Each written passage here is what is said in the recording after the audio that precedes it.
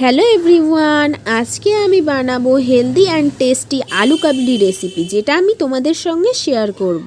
তাহলে চলুন আজকের রেসিপিটা দেখে নেওয়া যাক। আলু কাবলি বানানোর জন্য সর্বপ্রথম আমি মটর আর আলুটাকে নুন দিয়ে ভালোভাবে সিদ্ধ করে নেব। মটর আর আলুটা সিদ্ধ করার সময় জলের মধ্যে অবশ্যই নুন অ্যাড করতে হবে, না হলে মটর আর আলুটার মধ্যে নুন ঢুকবে না আর খেতে একেবারেই ভালো লাগবে না। এবারে প্রেসার কুকারের ডালাটা মুড়ে আমি ভালোভাবে আলু আর মটরটাকে সিদ্ধ করে নেব।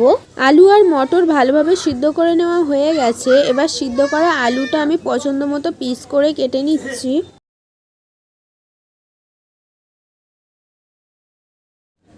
সমস্ত আলু পিস করে কেটে নেওয়া হয়ে গেছে। এবারে আমি আলুর উপর থেকে দিয়ে দিচ্ছি আগে থেকে সিদ্ধ করে নেওয়া মটর,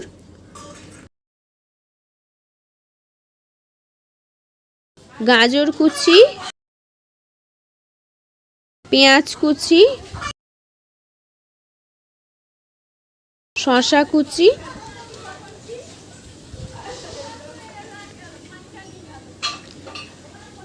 ভিজিয়ে রাখা ছোলা, টমেটো কুচি, লঙ্কা কুচি,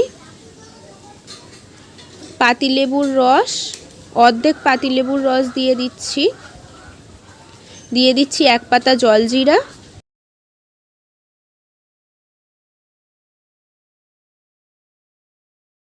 আর দিয়ে দিচ্ছি 1/2 চামচ ভাজা মশলা।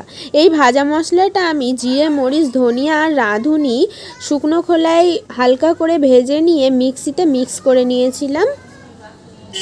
আর দিয়ে দিচ্ছি কুচে রাখা ধনেপাতা, আর দিয়ে দিচ্ছি স্বাদ মতো নুন। নুনটা দিয়ে আমি ভালোভাবে মিক্স করে নেব। মিক্স করে নিলেই হয়ে যাবে হেলদি অ্যান্ড টেস্টি আলু কাবলি রেসিপি। আপনারা ঘরে খুব সহজেই এইভাবে আলু কাবলি বানিয়ে নিতে পারেন। এইভাবে আলু কাবলি বানালে আলু কাবলি হয় স্বাস্থ্যকর এবং খেতেও হয় অনেক সুস্বাদু। এখন আলু কাবলিটা সার্ভ করার জন্য প্রস্তুত।